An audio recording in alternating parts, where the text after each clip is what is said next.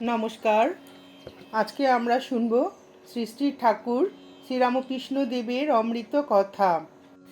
অন্তর্যামী ঠাকুর শ্রীরামকৃষ্ণ দেব অপরের মনের কথা ও ভাব জানতেন।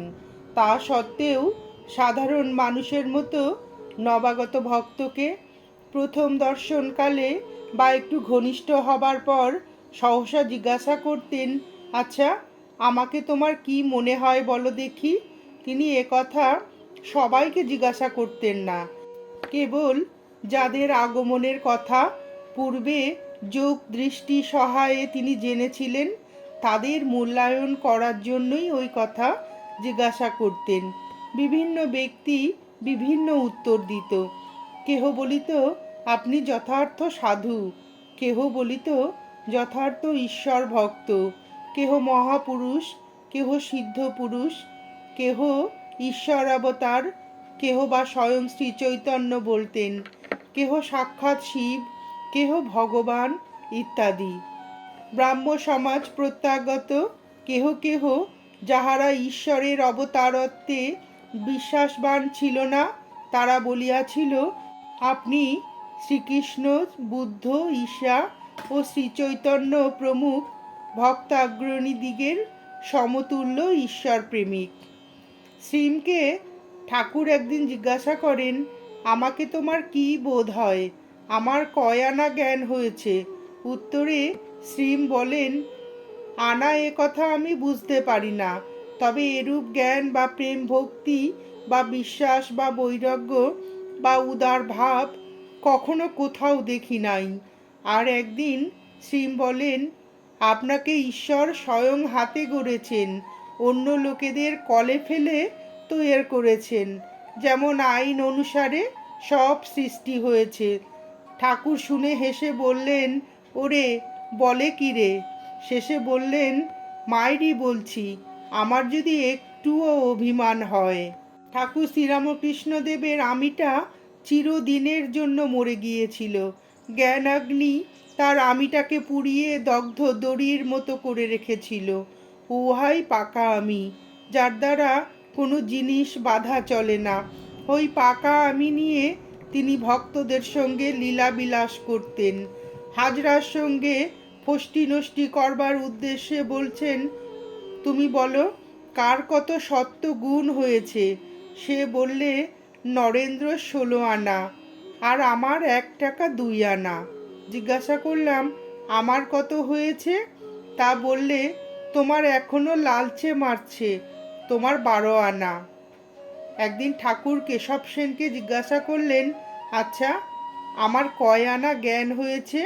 কেশব সেন কিছুতেই বলতে চান না। শেষে বললেন, আমি কি কামারের দোকানে ছুঁচ বিক্রি করব? আপনার সম্পর্কে আমি আর কি বলবো? পুনর্বার ঠাকুরের জিদে কেশববাবু বললেন, আপনার 16 আনা জ্ঞান হয়েছে। ঠাকুর শুনে বললেন, আজ তোমার কথায় আমার বিশ্বাস হলো না। নারদ, সুখদেব এরা যদি বলতেন তাহলে একটু বিশ্বাস হতো। তিনি কি কেশবকে অপমান করলেন? তা নয়, এইটুকু জানিয়ে দিলেন যে যারা মান যশ ইন্দ্রিয়জ সুখ নিয়ে থাকে তারা বুঝতে পারে না। এইভাবে তার আধ্যাত্মিক স্থানটা ইঙ্গিতে দেখিয়ে দিলেন। ঠাকুর লোকমান্যকে এমন ঝাঁটা মেরেছিলেন যে সে বেচারা আর কোনো দিন তার কাছে ঘেঁষতে সাহস পায়নি। ক্যাথলিকদের মধ্যে আছে যে জীবদ্দশায় 3টে মিরাকেল দেখাতে পারলে সে ভবিষ্যতে সেন্ট পদবি পেতে পারবে। আরও অনেক কন্ডিশন আছে। ঠাকুর মজা করে বলতেন, পান চিবোতে চিবোতে হাতে ছড়ি নিয়ে যদি বলে আপনি অবতার, তবে আমি কৃতার্থ হয়ে গেলাম। জোহরই জোহর চেনে, অবতারকে চিনতে হলে সাধন ভজন চাই। ভক্তির আতিশয্যে ভক্তেরা তাকে অবতার বলে ঘোষণা করলে ঠাকুর বলতেন, কেউ ডাক্তারি করে, রাম দত্ত, কেউ থিয়েটারে ম্যানেজারি করে, গিরিশ ঘোষ, এখানে এসে অবতার বললেন। ওরা মনে করে অবতার বলে আমাকে খুব বাড়ালে, বড় করলে, কিন্তু ওরা অবতার কাকে বলে তার বোঝে কি? অবতারকে চেনা মুশকিল, কারণ তিনি যোগ মায়া সমাবৃত, মানুষিং তনুমাশ্রিতম। তিনি অচিন গাছ, ছদ্মবেশী রাজা, 14 পোয়ার ভেতরে অনন্ত আশা। না ধরা দিলে কি ধরতে পারিস? তাই তাকে ধরা মুশকিল। শ্রীরামকৃষ্ণদেব বলতেন যে অন্ধকার রাতে টর্চ লাইট হাতে সার্জেন্ট ঘুরে বেড়াচ্ছেন। কেউ যদি সার্জেন্ট সাহেবকে দেখতে চায় তাকে অনুরোধ করতে হবে। তিনি দয়া করে যদি আলো তার মুখে ফেলেন তবেই তাকে দেখা যাবে। আমরা সূর্যের আলোয় যেমন সূর্যকে দর্শন করি, তেমনি ভগবত কৃপায় ভগবত দর্শন হয়। শ্রীরামকৃষ্ণদেব বিভিন্ন সময় বিভিন্ন ব্যক্তিকে বিভিন্ন রূপে দর্শন দিয়েছেন। এই দর্শনগুলির দ্বারা প্রমাণিত হয় যে তিনি ছিলেন বহুরূপী ঈশ্বর। অন্য আরেকটি ঘটনার কথা এখানে বলা হচ্ছে। বিরাট পুরুষ রূপে শ্রীরামকৃষ্ণদেব। গদাধরের মানে ঠাকুরের বয়ঃক্রম তখন 7-8 মাস হইবে। শ্রীমতী চন্দ্রাদেবী একদিন তাহাকে প্রাতে স্তন্যদানে নিযুক্তা ছিলেন। কিছুক্ষণ পরে পুত্রকে নিদ্রিত দেখিয়া মশক দংশন হইতে রক্ষা করিবার জন্য তিনি তাহাকে মশারির মধ্যে শয়ন করাইলেন। অনন্তর ঘরে বাহিরে যাইয়া গৃহকর্মে মনোনিবেশ করিলেন। কিছুকাল গত হইলে প্রয়োজনবশত ওই ঘরে সহসা প্রবেশ করিয়া তিনি দেখিলেন মশারির মধ্যে পুত্র নাই। তার জায়গায় এক দীর্ঘকায় অপরিচিত পুরুষ মশারি জুড়িয়া শয়ন করিয়া রইয়াছে। বিষম আশঙ্কায় চন্দ্রাদেবী চিৎকার করিয়া উঠিলেন। দ্রুতপদে গৃহের বাহিরে আসিয়া স্বামীকে আহ্বান করিতে লাগিলেন। তিনি উপস্থিত হইলে তাহাকে ওই কথা বলিতে বলিতে উভয়ে পুনরায় গৃহে প্রবেশপূর্বক দেখিলেন কেহ কোথাও নাই। বালক যেমন নিদ্রা যাইতেছিল তেমনি নিদ্রা যাইতেছে। শ্রীমতী চন্দ্রাদেবীর তাহাতেও ভয় দূর হইল না। তিনি পুনঃ পুনঃ বলিতে লাগিলেন, নিশ্চয়ই কোনো উপদেবতা হইতে ওই রূপ হইয়াছে, কারণ আমি স্পষ্ট দেখিয়াছি পুত্রের জায়গায় এক দীর্ঘকায় পুরুষ শয়ন করিয়াছিল। আমার কিছু মাত্র ভ্রম হয় নাই। সহসা ওইরূপ ভ্রম হইবার কোনো কারণও নাই।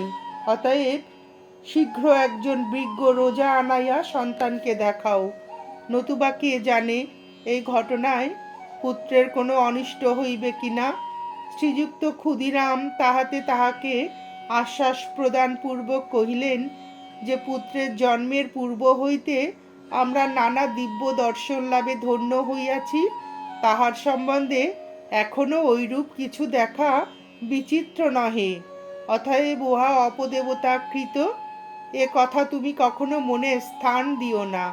বিশেষত বাটিতে রঘুবীর স্বয়ং বিদ্যমান। উপদেবতা সকল এখানে কি কখনো সন্তানের অনিষ্ট করিতে সক্ষম? অতএব নিশ্চিন্ত হও এবং এ কথা অন্য কাহাকেও আর বলিও না। জানিও রঘুবীর সন্তানকে সর্বদা রক্ষা করিতেছেন। অন্য আরেকটি ঘটনার কথা। দেবদেবীর আবেশে শ্রীরামকৃষ্ণ। কামারপুকুর গ্রামের জমিদার ধর্মদাস লাহার বিধবা কন্যা প্রসন্ন ঠাকুরকে যথার্থ গদাধর বিষ্ণু বলে জ্ঞান করতেন। সরলা স্ত্রীলোক বালক গদাধরের মুখে ঠাকুর দেবতার পূর্ণ কথা এবং ভক্তিপূর্ণ সঙ্গীত শুনে মোহিত হয়ে অনেকবার তাকে জিজ্ঞাসা করতেন, হ্যাঁ গদাই, তোকে সময়ে সময়ে ঠাকুর বলে মনে হয় কেন বল দেখি? হ্যাঁ রে, সত্যি সত্যিই ঠাকুর মনে হয়। বালক গদাই শুনে হাসতেন, কিছু বলতেন না, অথবা অন্য কথা পেরে ভোলাবার চেষ্টা করতেন। প্রসন্ন কিন্তু ঘাড় নেড়ে বলতেন, তুই যাই বলিস, তুই কিন্তু মানুষ নোস। একবার বালক গদাধর গ্রামের মেয়েদের সঙ্গে আনুরের বিশালাক্ষী মন্দিরে যান। বিশালাক্ষী দেবীর মহিমা কীর্তন করিতে করিতে প্রান্তর পার হইবার পূর্বেই এক অভাবনীয় ঘটনা উপস্থিত হইল। বালক গান করিতে করিতে সহসা থামিয়া গেল এবং তাহার অঙ্গ প্রত্যঙ্গদি অবশ আড়ষ্ট হইয়া গেল, চক্ষে অবিরল জলধারা বহিতে লাগিল, এবং কি অসুখ করিতেছে বলিয়া তাহাদিগের বারংবার সস্নেহে আহ্বানে সাড়া পর্যন্ত দিল না। পথ চলিতে অনভ্যস্ত কোমল বালকে রৌদ্র লাগিয়া সর্দি গর্মি হইয়াছে ভাবিয়া রমণীগণ বিশেষ শঙ্কিতা হইলেন, এবং সন্নিহিত পুষ্করিণী হইতে জল আনিয়া বালকের মস্তকে ও চক্ষে প্রদান করিতে লাগিলেন। কিন্তু তাহাতেও বালকের কোনরূপ সঙ্গর উদয় না হওয়ায় তাহারা নিতান্ত নিরুপায় হইয়া ভাবিতে লাগিলেন, এখন উপায় দেবীর মানত পূজাই বা কেমন করিয়া দেওয়া হয়, এবং পরের বাছা গদাইকে বা ভালোই ভালোই কিরূপে গৃহে ফিরিয়া লইয়া যাওয়া হয়। প্রান্তরে জনমানব নাই যে সাহায্য করে। এখন উপায়? স্ত্রীলোকেরা বিশেষ বিপন্না হইলেন, এবং ঠাকুর দেবতার কথা ভুলিয়া বালককে ঘিরিয়া বসিয়া কখনো ব্যজন, কখনো জলসেক, কখনো বা তাহার নাম ধরিয়া ডাকাডাকি করিতে লাগিলেন। কিছুকাল এইরূপে গত হইলে প্রসন্নের প্রাণে সহসা উদয় হইল, বিশ্বাসী সরল বালকের উপর দেবীর ভর হয় নাই তো? সরল প্রাণ পবিত্র বালক এবং স্ত্রী পুরুষের উপরেই তো দেবদেবীর ভর হয় শুনিয়াছি। প্রসন্ন সঙ্গী রমণীগণকে ওই কথা বলিলেন, এবং এখন হইতে গদাইকে না ডাকিয়া এক মনে বিশালাক্ষীর নাম করিতে অনুরোধ করিলেন। প্রসন্নের পূর্ণ চরিত্রে তাহার উপর শ্রদ্ধা রমণীগণের পূর্ব হইতেই ছিল, সুতরাং সহজেই ওই কথায় তারা বিশ্বাস করিয়া দেবী জ্ঞানে বালককেই সম্বোধন করিয়া বারংবার বলিতে লাগিলেন, মা বিশালাক্ষী প্রসন্ন হও, মা রক্ষা করো, মা বিশালাক্ষী মুখ তুলে চাও, মা অকুলে কুল দাও। আশ্চর্য! রমণীগণ ঐরূপ কয়েকবার দেবীর নাম গ্রহণ করিতে না করিতেই গদায়ের মুখমণ্ডল মধুর হাস্যে রঞ্জিত হইয়া উঠিল, এবং বালকের অল্প অল্প সংজ্ঞার লক্ষণ দেখা গেল। তখন আশ্বাসিতা হইয়া তাহারা বালক শরীরে বাস্তবিকই দেবীর ভর হইয়াছে নিশ্চয় করিয়া তাহাকে পুনঃ পুনঃ প্রণাম ও মাতৃ সম্বোধনে প্রার্থনা করিতে লাগিলেন। শ্রীরামকৃষ্ণদেব একবার পুলোর বামন দাসের সঙ্গে দেখা করতে যান। ফেরবার সময় তিনি শুনতে পেলেন বামন দাস বলছে, বাবা, বাঘ যেমন মানুষকে ধরে তেমনি ঈশ্বরী একে মানে ঠাকুরকে ধরে রয়েছেন। একবার রেভারেন্ড জোসেফ কুক কেশব সেনের স্টিমারে করে দক্ষিণেশ্বরে ঠাকুরকে দর্শন করতে যান। ঠাকুরও তাদের সঙ্গে স্টিমারে গঙ্গাবক্ষে ভ্রমণ করবার সময় সমাধিস্থ হন। ঠাকুরের ওই ভাব ও সমাধি দেখে কুক বলেছিলেন, বাবা যেন ভূতে পেয়ে রয়েছে। মথুরবাবু ঠিকুজিতে ছিল যে তার ইষ্ট দেবতার তার প্রতি এত কৃপাদৃষ্টি থাকবে যে শরীর ধারণ করে তার সঙ্গে সঙ্গে ফিরবেন ও রক্ষা করবেন। শ্রীরামকৃষ্ণকে তিনি ছায়ার ন্যায় অনুসরণ করতেন। মথুর একদিন বলেন, বাবা, তোমার ভিতর আর কিছু নাই, সেই ঈশ্বর আছেন, দেহটা কেবল খোল মাত্র, যেমন বাহিরে কুমড়োর আকার কিন্তু ভেতরে শ্বাস বিচি কিছুই নাই। তোমায় দেখলাম যেন ঘোমটা দিয়ে কেউ চলে যাচ্ছে। হলধারী পণ্ডিত ছিলেন, বাকসিদ্ধ এবং ঠাকুরের ক্ষুল্লতাত জ্যেষ্ঠ ভ্রাতা। শ্রীরামকৃষ্ণের দিব্যন্মতা বুঝতে না পেরে হলধারী ঠাকুরকে অবজ্ঞার চোখেই দেখতেন। আবার কখনো কখনো ঠাকুরের ঐশ্বরিক আবেশ দেখে মোহিত হয়ে যেতেন। একদিন তিনি হৃদয়কে বলেন, তুমি নিশ্চয়ই ঠাকুরের ভেতর কোনরূপ আশ্চর্য দর্শন পাইয়াছ, নতুবা এত করিয়া উহার সেবা করিতে না। ঠাকুর বলিতেন, আমার পুজো দেখিয়া মোহিত হইয়া হলধারী কতদিন বলিয়াছে, রামকৃষ্ণ, এইবার আমি তোমাকে চিনিয়াছি। তাতে কখনো কখনো আমি রহস্য করিয়া বলিতাম, দেখো আবার যেন গোলমাল না হয়ে যায়। সে বলিত, এবার আর তোমার ফাঁকি দেবার জো নেই, তোতে নিশ্চয়ই ঈশ্বরের আবেশ আছে, এবার একেবারে ঠিকঠাক বুঝিয়াছি। শুনিয়া বলিতাম, আচ্ছা দেখা যাবে।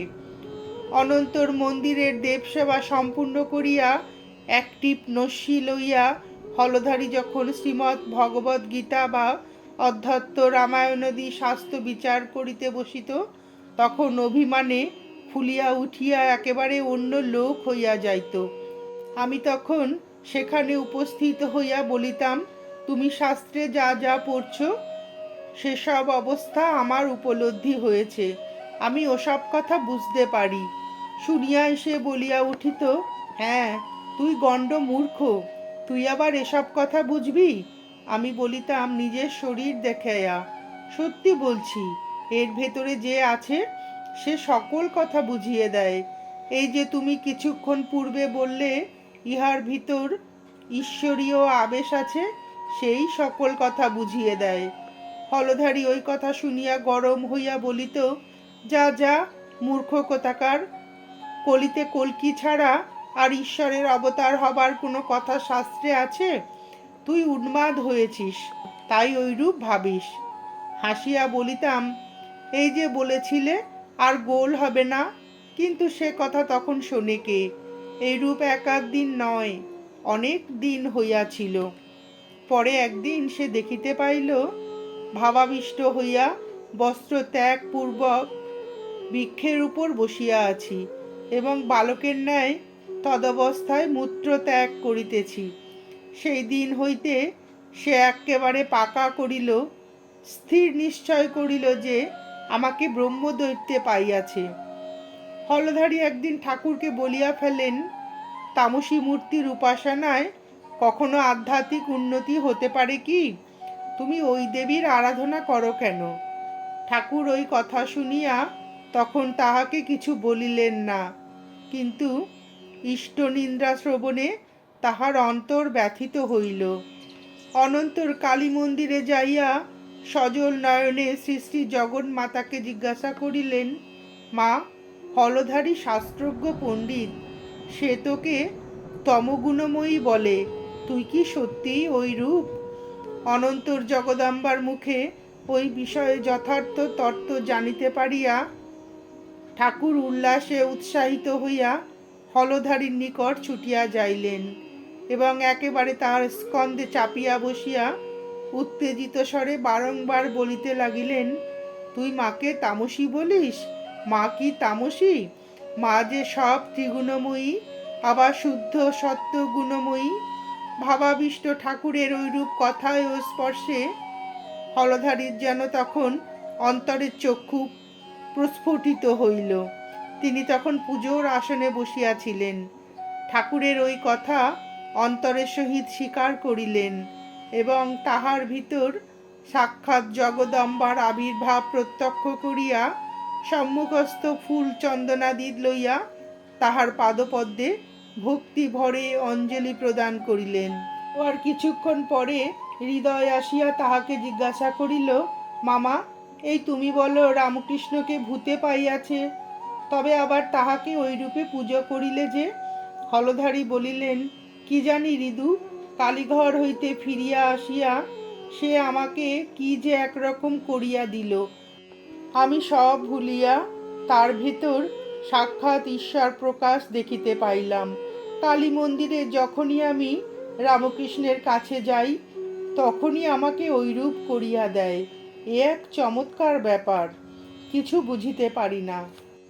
নমস্কার, আজ এ পর্যন্তই।